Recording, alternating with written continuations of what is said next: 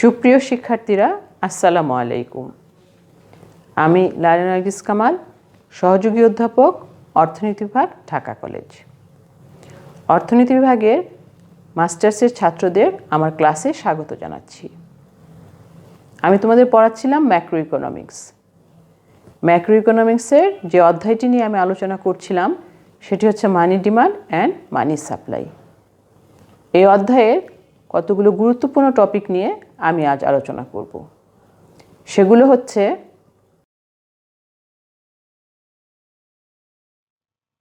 Velocity of money, value of money এবং quantity theories of money এর Hume's quantity theory of money সম্পর্কে আজ আমরা জানব। তো প্রথমে আমরা দেখব ভেলোসিটি অফ মানি কি বা অর্থের প্রচলন গতি বলতে আমরা কি বুঝি। নির্দিষ্ট সময়ে অর্থের একক কতবার বিনিময় কাজে ব্যবহৃত হয়, অর্থাৎ অর্থের হাত বদলের সেই সংখ্যাকে আমরা বলি অর্থের প্রচলন গতি।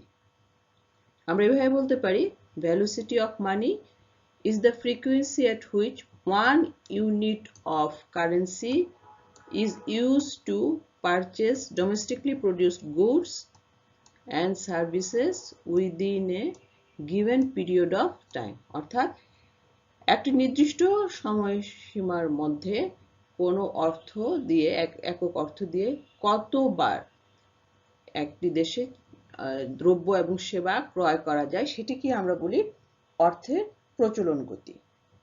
এছাড়া আমাদের স্যামুয়েলসন এন্ড নর্টস এভাবে বলেছেন, the rate at which the stock of money is turning over each year is called the velocity of circulation of money। অর্থাৎ মজুদ অর্থ যে হারে ব্যবসা বাণিজ্যে প্রত্যেক বছর খাটানো হয় তাকে বলা হচ্ছে অর্থের প্রচলন গতি। অর্থাৎ তাহলে আমরা বলতে পারি যে একটি অর্থ যে কোনো একক অর্থ সেটি কতবার হাত বদল হচ্ছে সেটিকে আমরা বলছি অর্থের প্রচলন গতি। এটিকে আমরা দেখা যায় যে অর্থের যে প্রচলন গতি সেটিকে আমরা ভি দ্বারা, ইংরেজি অক্ষর ভি দ্বারা এটিকে আমরা বুঝিয়ে থাকি। আমরা তাহলে বলতে পারি এভাবে যে কোনো নির্দিষ্ট সময়ে একটি নির্দিষ্ট পরিমাণ অর্থ যে গতিতে হাত বদল করে তাকে অর্থের প্রচলন গতি বলে। যেমন আমরা মনে করি যে একজন ব্যক্তির কাছে 1000 টাকা আছে, সেই ব্যক্তি সেই 1000 টাকা দিয়ে শার্ট কিনলো। শার্ট কেনার পরে সেই শার্ট বিক্রেতা সেই টাকা দিয়ে 1000 টাকা দিয়ে জুতা ক্রয় করলো এবং যেই জুতা বিক্রেতা উনি আবার সেই 1000 টাকা দিয়ে বই ক্রয় করলেন। এখন তাহলে দেখা গেল এই 1000 টাকা 3 বার হাত বদল হলো। তাহলে এখানে আমাদের যদি বলি যে অর্থের প্রচলন গতি কত, তাহলে সেটিকে আমরা বলবো যে এখানে অর্থের প্রচলন গতি বা ভি হচ্ছে হলো 3। অর্থাৎ এখানে অর্থ 3 বার হাত বদল করা হয়েছে। দেখা যায় যে দেশের মোট অর্থের পরিমাণের মধ্যে কিছু পরিমাণ অর্থ দ্রুত গতিতে এক হাত থেকে আরেক হাতে প্রবাহিত হয়, আবার কিছু অর্থ অত্যন্ত ধীর গতিতে প্রবাহিত হয়। স্বাভাবিকভাবে মোট অর্থ প্রবাহের গড় যদি আমরা নিই তাহলে আমরা পাই হচ্ছে গড় প্রচলন গতি। সামগ্রিক দৃষ্টিকোণ থেকে কোনো দেশে মোট সরবরাহকৃত অর্থ এক বছরে গড়ে কতবার হাত বদল করে তাকে আমরা বলি অর্থের প্রচলন গতি। আমরা যদি কোনো একটি দেশের এক সময়ের অর্থের গড় প্রচলন গতি জানা থাকলে এবং যদি আমাদের অর্থের যোগানের পরিমাণ তাহলে আমরা জেনে বের করে নিতে পারবো। যেমন আমরা মনে করি কোনো একটি দেশে মোট অর্থের পরিমাণ কোনো একটি অর্থ বছরে 700 কোটি টাকা আছে। এখন সেখানে তার অর্থের গড় প্রচলন গতি হচ্ছে 3। তাহলে আমরা বলবো যে সেই দেশে অর্থের মোট যোগান হলো হচ্ছে 700 ইন্টু 3 অর্থাৎ 3/2100 কোটি টাকা। আবার যদি কোনো একটি দেশে একটি সময় উৎপন্ন দ্রব্য ও সেবার মোট মূল্য এবং সেই সময়ের যে অর্থের পরিমাণ সেটি জানা যায়, তাহলে আবার কিন্তু অর্থের প্রচলন গতি কত সেটিও আমরা বের করতে পারি এবং সেটি বের করার একটি নির্দিষ্ট সূত্র আছে। সেই সূত্রটি হচ্ছে এখানে আমরা দেখতে পাচ্ছি VT equal to PT divided M. অর্থাৎ আমরা এখানে বলতে ভ্যালোসিটি অফ মানি অর্থের প্রচলন গতি ইকুয়াল টু হচ্ছে সেই সময়ের প্রাইস লেভেল বা দাম স্তর এবং সেখানে সেই বছরে যে ট্রানজাকশন হয়েছে তার গুণফলের সমান ডিভাইডেড সেই বছরে কি পরিমাণ অর্থের যোগান হয়েছে সেটি। অর্থাৎ এখানে আমরা যদি দেখি তাহলে যে এভাবে আমরা অর্থের প্রচলন গতিটি বের করে নিয়ে আসতে পারি। তাহলে ভ্যালোসিটি অফ মানি বলতে আমরা যে জিনিসটি বুঝলাম সেটি হচ্ছে যে কোনো নির্দিষ্ট সময়ে একটি নির্দিষ্ট পরিমাণ অর্থ যে গতিতে হাত বদল করে বা সেটিকে আমরা বলি অর্থের প্রচলন গতি। তো এই অর্থের প্রচলন গতি কখনো বেশি হয় আবার কখনো কম হয়, কারণ হচ্ছে যে এইটি কতগুলো উপাদান বা বিষয়ের উপর নির্ভর করে এটির মান কম বেশি হয়ে থাকে। তো আমরা চলো এখন দেখি যে এই অর্থের প্রচলন গতির নির্ধারকগুলো কি কি আমাদের।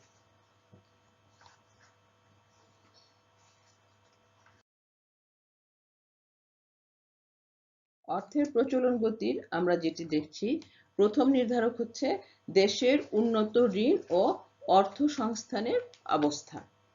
দেশের ঋণ এবং যদি অর্থ সংস্থান উন্নত হয় এবং এই সমস্ত সংস্থাগুলো থেকে যদি যে সুযোগ সুবিধা আছে সেগুলো যদি জনগণ ঠিকমতো ব্যবহার করতে পারে তাহলে দেখা যায় যে অর্থের প্রচলন গতিটি বেড়ে যায়। কারণ উন্নত অর্থনীতিতে ঋণ এবং অর্থ সংস্থান উন্নত হওয়ার জন্য সঞ্চয়কৃত অর্থ সহজেই ঋণদানের মাধ্যমে বিনিয়োগ করা যায়, যার ফলে এখানে ভ্যালুসিটি অফ মানিটি বেড়ে যায়। দ্বিতীয় হচ্ছে সঞ্চয় ও ভোগ সম্পর্কে সমাজের প্রবণতা। যদি দেখা যায় যে অর্থনীতি উন্নত তাহলে দেখা যাবে সেখানে সঞ্চয় এবং ভোগ প্রবণতা কম, যার ফলে সেখানে ভেলোসিটি অফ মানিটাও হবে কম। আর যদি অনুন্নত অর্থনীতি হয় তাহলে আমরা জানি যে সেখানকার জনগণের ভোগ প্রবণতাটা থাকে বেশি এবং সেখানের ভ্যালুসিটি অফ মানিটিও হয় বেশি, অর্থাৎ হচ্ছে প্রচলন গতি সেখানে বেশি হয়। এরপর আমরা যেটি দেখতে পাচ্ছি সমাজ কর্তৃক দেনা পাওনার হিসাব নিকাশ। দেনা পাওনার যে হিসাব নিকাশ এর মাধ্যমেও কিন্তু অর্থের প্রচলন গতি প্রভাবিত হয়। যদি প্রাপ্তি এবং পরিশোধ এই ক্ষেত্রে গতিটা বেশি থাকে তাহলে ভ্যালুসিটি অফ মানি বেশি হয়, আর যদি এই ক্ষেত্রে গতিময়তা কম থাকে তাহলে দেখা যায় ভ্যালুসিটি অফ মানিটাও কমে যাবে। চতুর্থ হচ্ছে অর্থ স্থানান্তরের চলমানতা। অর্থের প্রচলন গতিকে এটিও প্রভাবিত করে। যদি দেশে ঋণ এবং আর্থিক সংস্থাগুলো উন্নত হয় তাহলে দেখা যায় যে অর্থ খুব দ্রুত এক স্থান থেকে আরেক স্থানে আমরা স্থানান্তর করতে পারি এবং সেক্ষেত্রে ভ্যালুসিটি অফ মানি অবশ্যই বেশি হয়। ভবিষ্যৎ সম্পর্কে সমাজের অনুমান। জনগণের ভবিষ্যৎ প্রত্যাশা এবং আশঙ্কা এটার উপরও কিন্তু আমাদের অর্থের প্রচলন গতির একটি নির্ধারক, গুরুত্বপূর্ণ নির্ধারক। যদি মনে করে জনগণ যে ভবিষ্যৎ সম্পর্কে যে আশাবাদী, আমার ভবিষ্যৎ আরো ভালো হবে, আমি বেশি বা রাষ্ট্র আমাকে অনেক বেশি সিকিউরিটি দিবে, এই ধরনের যদি মনে করে তাহলে বর্তমানের মানুষ কি করবে, তার যে অর্থ আছে সেটি বেশি বেশি খরচ করবে, সুতরাং অর্থের প্রচলন গতি বেড়ে যাবে। আর যে সমাজের বেশিরভাগ মানুষ মনে করে ভবিষ্যতে যে আমার অবস্থা আবার খারাপ হয়ে যেতে পারে কিংবা ভবিষ্যৎ আরো খারাপ হবে, তাহলে সে সঞ্চয় বেশি করবে, সেক্ষেত্রে ভ্যালুসিটি অফ মানিটি কমে যাওয়ার সম্ভাবনা থাকে। লেনদেনের পরিমাণ এটিও অবশ্যই একটি গুরুত্বপূর্ণ নির্ধারক। দেখা যায় যে অন্যান্য অবস্থা স্থির থেকে যদি লেনদেনের পরিমাণ বেড়ে যায় তাহলে আমরা বলবো যে ভ্যালুসিটি অফ মানিটি বেড়ে গিয়েছে, আর যদি লেনদেনের পরিমাণ কমে যায় তাহলে অর্থের প্রচলন গতিও সেখানে কমে যাবে। তারপরে আসছে সেটি হচ্ছে অর্থ ব্যবস্থার প্রকৃতি।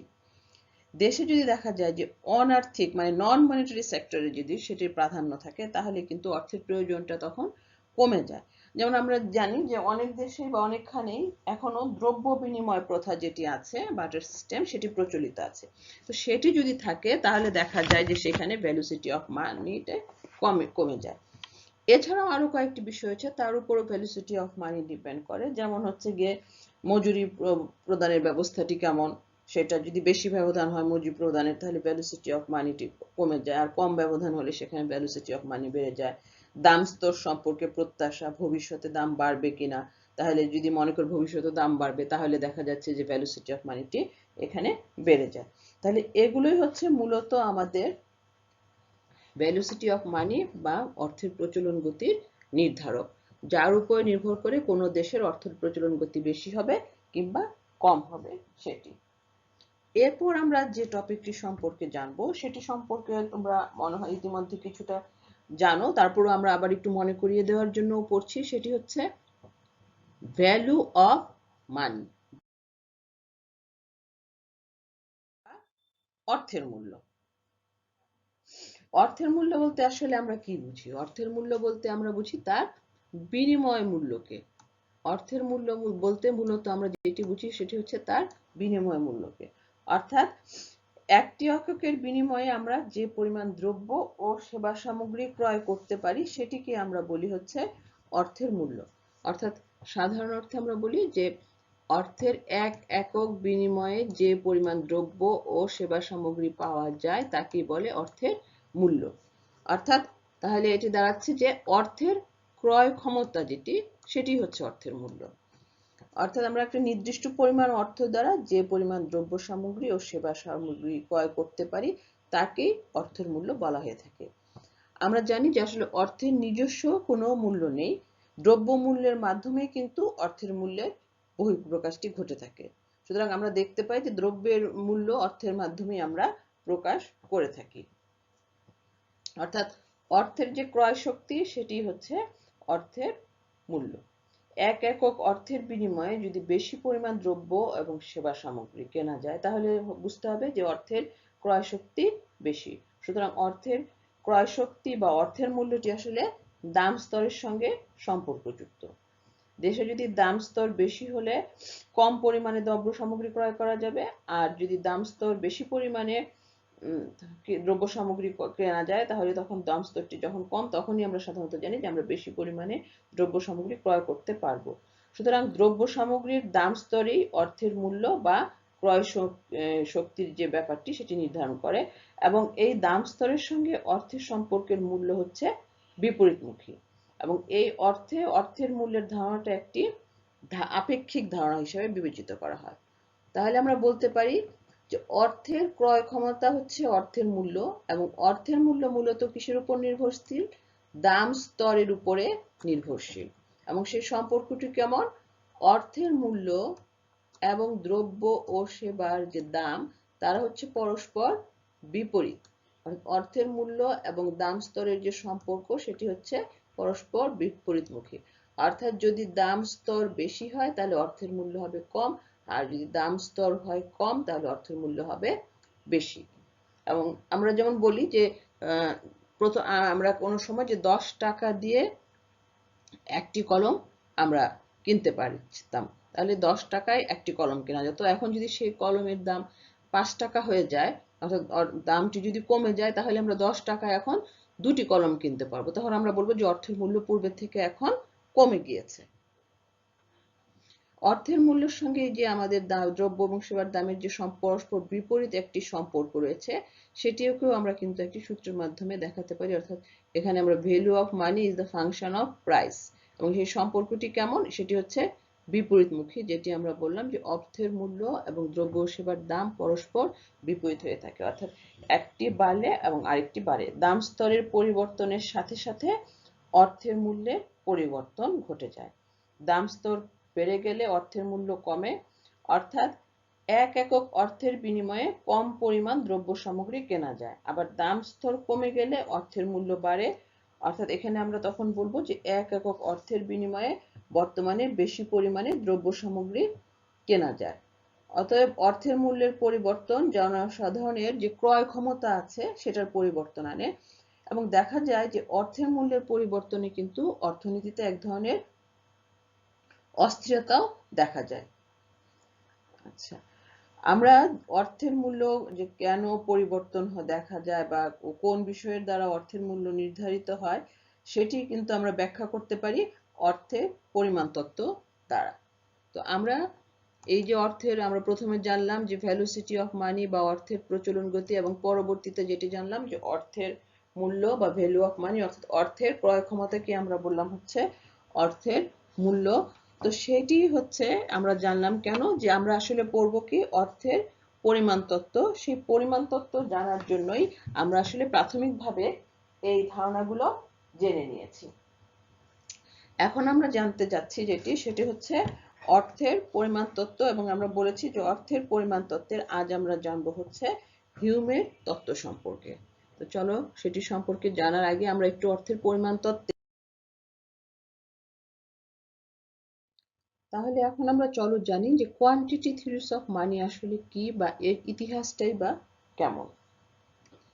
বলা হয় যে যেসব তত্ত্বে স্বীকার করে নেওয়া হয় অর্থের পরিমাণেই দ্রব্যমূল্য পরিবর্তনের মূল কারণ সেসব তত্ত্বকে বলা হয় অর্থের পরিমাণ তত্ত্ব। অর্থাৎ যেগুলো তত্ত্বগুলোতে অর্থের পরিমাণকেই বা অর্থের যোগানের পরিমাণকে অর্থের যোগানকেই দ্রব্যমূল্য পরিবর্তনের মূল কারণ হিসেবে চিহ্নিত করা হয়, সেই তত্ত্বগুলোকে বলা হয় অর্থের পরিমাণ তত্ত্ব। কিভাবে সাধারণ দাম স্তর নির্ধারিত হয় বা সাধারণ দাম স্তরে ওঠানামা কেন হয় তার ব্যাখ্যা কিন্তু আমরা ওই অর্থের পরিমাণ তত্ত্বে পেয়ে থাকি। অ্যাডাম স্মিথ থেকে শুরু করে আলফ্রেড মার্শাল পর্যন্ত প্রতিটি ক্লাসিক্যাল অর্থনীতিবিদেই সামগ্রিক ব্যয় এবং দাম স্তরের মধ্যে সম্পর্ক দেখাতে গিয়ে কিন্তু এই অর্থকেই মুখ্য ভূমিকা দেন। তাদের মতে অর্থের যোগানের বা পরিমাণের উপর অর্থের মূল্য বিপরীতভাবে নির্ভরশীল। এবং তাহলে আমরা এই কথাটি বলতে পারি যে দাম স্তর এবং অর্থের পরিমাণের মধ্যে সম্পর্কটি হচ্ছে প্রত্যক্ষ। অর্থাৎ দেশে অর্থের পরিমাণ যদি দ্বিগুণ হয় তাহলে কি হবে, দাম স্তরও দ্বিগুণ হয়ে যাবে। আবার অর্থের পরিমাণ যদি কমে অর্ধেক হয় তাহলে মূল্য স্তরও কমে অর্ধেক হয়ে যাবে। এটি হচ্ছে অর্থের পরিমাণ তত্ত্বের আসলে মূল কথা। তাহলে দেখো এখানে কিন্তু আমরা তিনটি শব্দ পাচ্ছি যেটি খুবই গুরুত্বপূর্ণ। সেটি হচ্ছে একটি অর্থের মূল্য, দ্বিতীয়টি হচ্ছে দাম স্তর এবং আরেকটি হচ্ছে অর্থের পরিমাণ। এই তিনটির মাঝখানে আমরা দেখতে পাচ্ছি যে অর্থের যোগান বা অর্থের পরিমাণের উপর সঙ্গে অর্থের মূল্যের যে সম্পর্কটি সেটি হচ্ছে বিপরীতমুখী। আবার অর্থের পরিমাণ বা অর্থের যোগানের সঙ্গে দাম স্তরের যে সম্পর্ক সেটি হচ্ছে সরাসরি। এজন্যই আমরা বলেছি যে দেশে যদি অর্থের পরিমাণ দ্বিগুণ হয়ে যায় তাহলে দাম স্তর দ্বিগুণ হবে, আবার অর্থের পরিমাণ যদি কমে অর্ধেক হয়ে যায় তাহলে মূল্য স্তরও কমে অর্ধেক হয়ে যাবে। এই যে অর্থের পরিমাণ তত্ত্ব এর ইতিহাস কিন্তু অনেকটাই পুরানো। উইকসেল বলেন যে 16 শতাব্দীতে ইতালীয় চিন্তাবিদ ডেভেনজেটি হলেন অর্থের পরিমাণ তত্ত্বের মূল প্রবক্তা। ওনার মতে ইনি হচ্ছেন অর্থের মূল প্রবক্তা। পরবর্তীতে দেখা যায় যে মার্কেন্টাইন যে চিন্তাবিদ ছিলেন থমাস মুন কিংবা জে.ডি. মেলিনেস কিংবা হেনরি রবিনসন, তারাও এই ব্যাপারে তত্ত্বের আরো প্রসারের কাজে বিশেষ অবদান রাখেন। এবং এরপরে যারা এই কাজে অবদান রাখেন তারা হচ্ছেন লক অ্যান্ড ক্যাটিলন। এই দুইজন ব্যক্তিও এই ব্যাপারে যথেষ্ট অবদান রেখেছেন। তবে অর্থের পরিমাণ তত্ত্বের ক্ষেত্রে যার অবদান বেশিরভাগ লোকের কাছে স্বীকৃতি পায় তিনি হলেন স্কটিশ দার্শনিক ডেভিড হিউম। অর্থাৎ ডেভিড হিউম এর যে তত্ত্ব আছে সেটি এই পর্যন্ত যে যারা যারা এই ব্যাপারে অবদান রেখেছিলেন তাদের মাঝখানে দেখা যাচ্ছে যে ডেভিড হিউমই হচ্ছেন সমাধিক বিখ্যাত। এবং আমরা আজ প্রথমেই যেটি জানবো সেটি হচ্ছে এই ডেভিড হিউমের তত্ত্ব সম্পর্কে।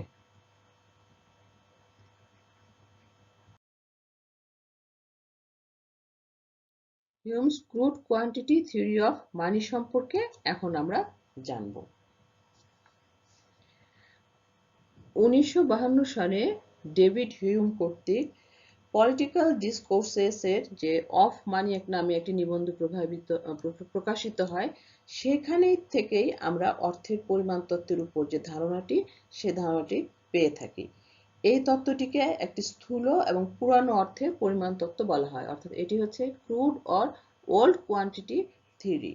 এবং এই যে পুরনো অর্থের পরিমাণ তত্ত্বটি সম্পর্কে আমরা আলোচনা করতে যাচ্ছি, এখানে কিন্তু অর্থের চাহিদাকে স্থির ধরা হয়েছে এবং এই তত্ত্বে বলা হয় যে অন্যান্য অবস্থা স্থির থেকে অর্থের পরিমাণের পরিবর্তনের সঙ্গে অর্থের মূল্যের আনুপাতিক একটি পরিবর্তন ঘটে। অর্থাৎ ওনারা বলছেন যে অর্থের অন্যান্য অবস্থা যদি স্থির থাকে তাহলে অর্থের পরিমাণের যে পরিবর্তন হবে তার সঙ্গে কি হবে, অর্থ মূল্যের একটি আনুপাতিক পরিবর্তন ঘটে থাকে।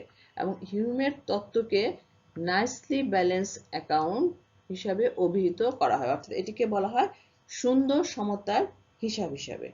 এবং হিউমের তত্ত্বে যে একটি গুরুত্বপূর্ণ কথা যেটি বলা হয়েছে সেটি হচ্ছে যে অর্থের পরিমাণ দ্বারা তৎক্ষণাৎ দাম বাড়ে না, দাম বাড়তে সময় নেই। অর্থাৎ উনি যে কথাটি বলেছিলেন যে অন্যান্য অবস্থা স্থির থেকে অর্থের পরিমাণের পরিবর্তনের সঙ্গে অর্থের মূল্যের আনুপাতিক পরিবর্তন ঘটে, এটির সঙ্গে তিনি আরো বললেন যে অর্থের পরিমাণ দ্বারা তৎক্ষণাৎ দাম বাড়ে না, দাম বাড়তে সময় নেই। অর্থাৎ এটি অর্থের পরিমাণ বেড়ে গেলেই যে দাম বেড়ে যাবে সেটি না, অর্থের মূল্য প্রথমে অর্থের পরিমাণ প্রথমে বাড়বে তারপরে দেখা যাবে ধীরে ধীরে দামটি বাড়ছে। উনি বলেন যে দেশে স্বর্ণ এবং রৌপ্যের পরিমাণ বেড়ে গেলে বা অর্থের যোগান বেড়ে গেলে দ্রব্য সামগ্রীর দাম বাড়ে, তবে দ্রব্য সামগ্রীর দাম বাড়তে সময় লাগে। প্রথমে একটি দ্রব্যের দাম বাড়ে, তারপর দেখা যায় আরো একটি দ্রব্যের দাম বাড়ে, এভাবে দেখা যায় যে সর্বশেষ যে দ্রব্যটি যখন দাম বাড়বে তখন অর্থের পরিমাণ যে হারে বৃদ্ধি পেয়েছিল তার সমানুপাতে দেশের দাম স্তরটিও বেড়ে গিয়েছে।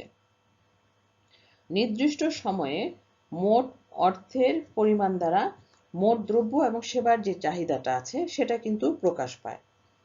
অর্থের পরিমাণ বাড়লে দ্রব্য এবং সেবার চাহিদাটি কি হয়? বেড়ে যায়।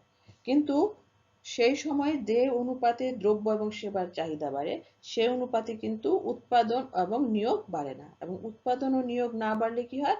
দাম স্তর বেড়ে যায়।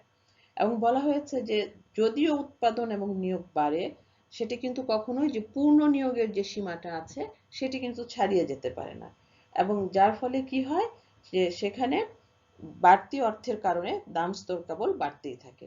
অর্থাৎ যেহেতু অর্থের যোগান সেখানে বেশি কিন্তু দ্রব্য এবং সামগ্রীর যে চাহিদাটা সুতরাং সেখানে বেড়ে গিয়েছে, কিন্তু সেটির পরিমাণ হচ্ছে সীমাবদ্ধ বা নির্দিষ্ট।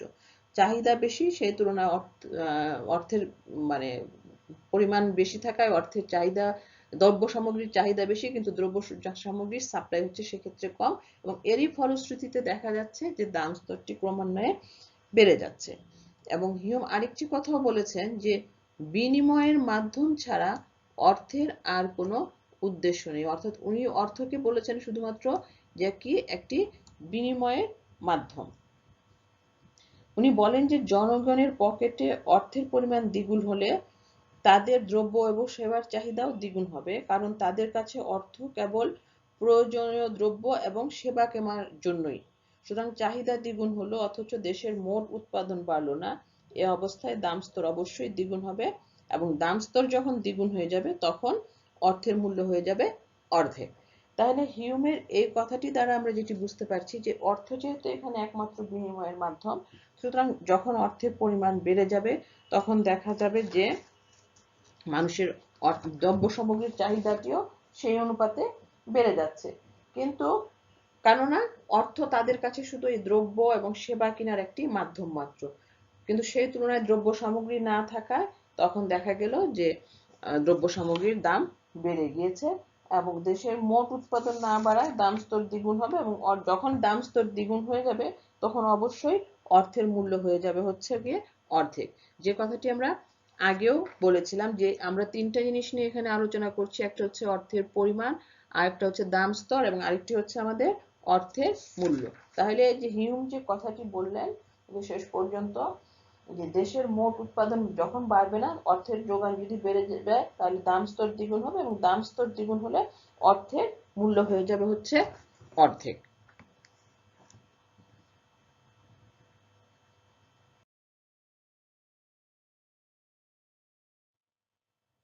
এবং হিউমের মতে যে এটির যে দাম অপেক্ষকটি এটি হচ্ছে P is the function of M, অর্থাৎ এখানে আমাদের পি হচ্ছে সাধারণ দাম স্তর আর এম হচ্ছে দেশে প্রচলিত মোট অর্থের পরিমাণ।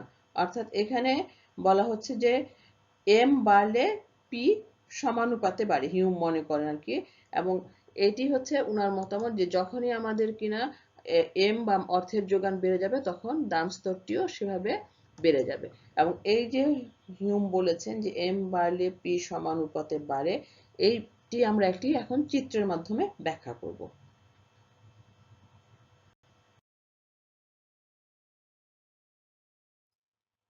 তো এখানে আমরা যে চিত্রটি দেখতে পাচ্ছি সেখানে আমরা দেখিয়েছি ভূমি অক্ষে অর্থের পরিমাণ এবং লম্ব অক্ষে দেখিয়েছি আমরা দাম স্তর বা প্রাইস লেভেল। এখানে যে রেখাটি হচ্ছে সেটি হচ্ছে আমরা একটি 45 ডিগ্রি লাইন এঁকেছি যেটি কিনা আমাদের এই দাম অপেক্ষকটিকে প্রকাশ করছে। এখানে আমরা যদি দেখি যে যখন কিনা অর্থের পরিমাণ হচ্ছে OM1 পর্যন্ত আমাদের অর্থের পরিমাণ আছে বা অর্থের যোগান আছে, তখন আমাদের এই এ বিন্দু অনুযায়ী আমরা দেখতে পাচ্ছি যে দাম স্তর হচ্ছে P1, এবং যখন অর্থের পরিমাণ M1 থেকে বেড়ে আমাদের M দ্বিগুণ হয়ে M2 হয়ে যাচ্ছে, তখন আমরা দেখতে পাচ্ছি যে এই বি বিন্দু অনুযায়ী আমাদের দাম স্তরও P1 থেকে বেড়ে ডাবল হয়ে সেটা P2 হয়ে গিয়েছে। অর্থাৎ এখানে আমরা দেখতে পাচ্ছি যে অর্থের পরিমাণের সঙ্গে দাম স্তরের যে সম্পর্কটি সেটি পরিষ্কার হয়ে যাচ্ছে যে যখন আমাদের অর্থের পরিমাণ দ্বিগুণ হয়ে যাচ্ছে তখন আমাদের দাম স্তরও বেড়ে কিন্তু দ্বিগুণ হয়ে যাচ্ছে।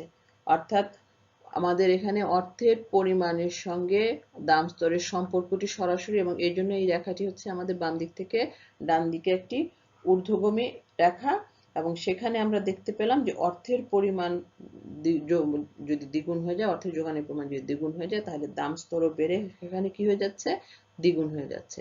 এখন যে দ্বিতীয় চিত্রটি আছে সেখানে আমরা দেখতে পাচ্ছি যে অর্থের পরিমাণের সঙ্গে আমাদের অর্থের মূল্য, যেটি আমরা বলছিলাম ভ্যালু অফ মানি, তার কি সম্পর্ক তা আমরা এই চিত্রটির মাধ্যমে দেখানোর চেষ্টা করছি। এখানে দেখা যাচ্ছে যে এই যে আমাদের একটি রেখা, সেটি হচ্ছে ভ্যালু অফ মানি এবং মানি, আমাদের অর্থের যে পরিমাণ তার যে সম্পর্ক সেটি নির্দেশক রেখা হচ্ছে আমাদের এই রেখাটি।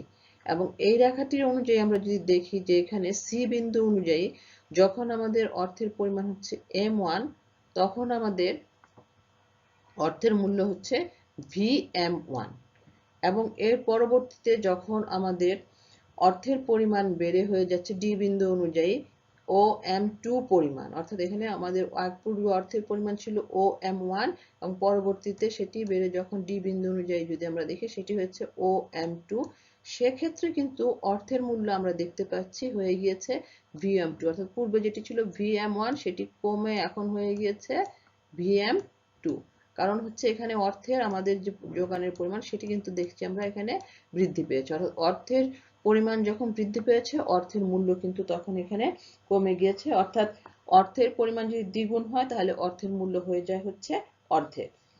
যেহেতু এখানে বলা হয়েছে যে দেশের মোট উৎপাদন স্থির, সেজন্যই দেশের মোট অর্থের প্রকৃত মূল্য দ্রব্য এবং সেবার ভিত্তিতে যেটিকে আমরা বিচার করব সেটি হচ্ছে স্থির থাকে।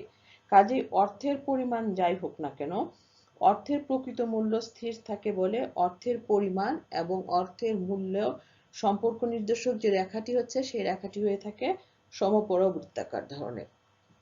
তাহলে আমরা দেখলাম যে অর্থের পরিমাণ তত্ত্ব সম্পর্কে হিউম যে কথাটি বলেছিলেন যে কোনোখানে দেশে যে যখন আমাদের অন্যান্য অবস্থা স্থির থেকে অর্থের পরিমাণের পরিবর্তনের সঙ্গে সঙ্গে অর্থের মূল্যের আনুপাতিক পরিবর্তন ঘটে, সেটি এখানে প্রমাণিত হয়। তবে আমরা জানি যে এই হিউমের তত্ত্বটি যেটি আমরা পড়ছি সেটি অনেক আগের এবং পুরাতন একটি তত্ত্ব। এই তত্ত্বের কিছু সমালোচনাও রয়েছে, আমরা এখন এই সমালোচনাগুলো একটু এখন দেখব। হিউমের তত্ত্বের প্রথম যে সমালোচনাটা সেটি হচ্ছে হিউম শুধু অর্থের যোগানের সাথে দামকে সম্পর্কিত করেছেন, অর্থাৎ তিনি বাস্তবে দ্রব্যের পরিমাণকে বিবেচনা করেননি। দ্রব্যের পরিমাণকে বিবেচনা যেহেতু উনি এখানে করেননি, সেই জন্য দেখা যায় যে সমাজের যে আয়ের দিকটি আছে সেটি তিনি এখানে তুলে ধরতে পারেনি। এই তত্ত্ব সমাজের যে আয়ের দিক আছে সেটি তুলে ধরতে পারে না। দ্বিতীয়ত যে কথাটি বলা হয়েছে এই যে এই তত্ত্বে অর্থের যে প্রচলন গতি, যেটি সম্পর্কে আমরা জানলাম অত্যন্ত গুরুত্বপূর্ণ একটি জিনিস, সেটিকে বিবেচনা করা হয়নি। কারণ এর জন্য দেখা যাচ্ছে যে এখানে যে সমাজের যে ব্যয়ের দিকটি আছে সেখানেও এটি এখানে অবহেলিত অবস্থায় রয়ে গিয়েছে। এছাড়া অর্থের প্রচলন গতি যে দাম স্তরকে প্রভাবিত করতে পারে না, এইটাও এখানে বিবেচনা যেহেতু করা হয়নি, এটিও হচ্ছে এই তত্ত্বের একটি দুর্বল দিক।